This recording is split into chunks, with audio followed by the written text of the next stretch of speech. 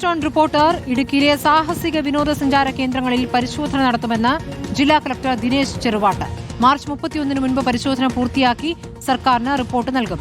അനുമതിയില്ലാതെ പ്രവർത്തിക്കുന്നവ അടച്ചുപൂട്ടും. ആനച്ചാൽ സ്കൈ ഡൈനിങ്ങിൽ സഞ്ചാരികൾ കുടുങ്ങിയതിനെ തുടർന്നാണ് പരിശോധന നടത്താനുള്ള തീരുമാനം.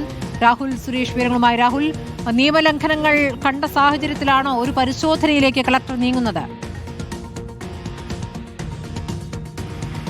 തീർച്ചയായിട്ടും സ്മൃതി സൂചിപ്പിച്ച പോലെ തന്നെ ആനച്ചാലിലെ സ്കൈ ഡൈനിങ്ങിൽ ആളുകൾ കുടുങ്ങിയത് വലിയ വിവാദമായിരുന്നു. അന്ന് നടത്തിയ പരിശോധനയിൽ ഈ സ്കൈ ഡൈനിങ്ങിന് യാതൊരുവിധ രേഖകളും ഇല്ലാതെയാണ് പ്രവർത്തിച്ചതെന്ന് അന്ന് കണ്ടെത്തിയിരുന്നു. അതുകൂടാതെ ആനച്ചാലിൽ തന്നെയുള്ള ഗ്ലാസ് ബ്രിഡ്ജ് ഏതാണ്ട് 10 കോടിയോളം രൂപ മുടക്കിയാണ് അതും പ്രവർത്തനം ആരംഭിച്ചത്. അതിനും യാതൊരു രേഖയും ഇല്ലെന്ന് പിന്നീട് നടത്തിയ അന്വേഷണത്തിൽ കണ്ടെത്തിയിരുന്നു.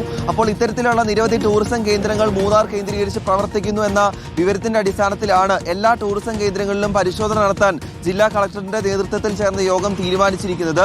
കഴിഞ്ഞ ദിവസം തദ്ദേശ സ്ഥാപനങ്ങളോട് ഓരോ വാർഡിലുമുള്ള ടൂറിസം കേന്ദ്രങ്ങളുടെ ലിസ്റ്റ് ജില്ലാ ഭരണകൂടത്തിന് കൈമാറാൻ പറഞ്ഞിരുന്നു. ആ ലിസ്റ്റ് ഇതിനോടകം തന്നെ ജില്ലാ ഭരണകൂടത്തിന് ലഭിച്ചിട്ടുണ്ട്.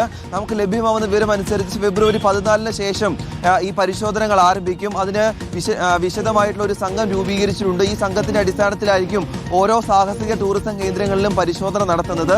നിയമലംഘനം കണ്ടെത്തിയിട്ടുണ്ടെങ്കിൽ ഉടൻ തന്നെ ഈ സ്ഥാപനങ്ങൾ അടച്ചുപൂട്ടാൻ നിർദ്ദേശം നൽകുമെന്നാണ് ജില്ലാ കളക്ടർ തന്നെ നമ്മളോട് വ്യക്തമാക്കിയിരിക്കുന്നത്.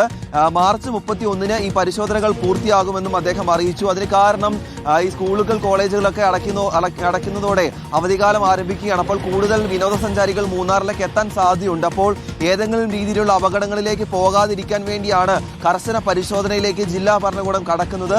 അത് ഉടൻ തന്നെ ആരംഭിക്കുകയും ചെയ്യും. അപ്പോൾ വരും ദിവസങ്ങളിൽ കൂടുതൽ ടൂറിസം കേന്ദ്രങ്ങൾ, നിയമവിരുദ്ധമായി പ്രവർത്തിക്കുന്ന ടൂറിസം കേന്ദ്രങ്ങൾ, അത് മൂന്നാറാണെങ്കിലും വാഗമണ്ണിലാണെങ്കിലും അത് പൂട്ടുമെന്ന കാര്യമാണ് ജില്ലാ കളക്ടർ വ്യക്തമാക്കിയിരിക്കുന്നത്. രാഹുൽ സുരേഷാണ് വിവരങ്ങൾ നൽകിയത്.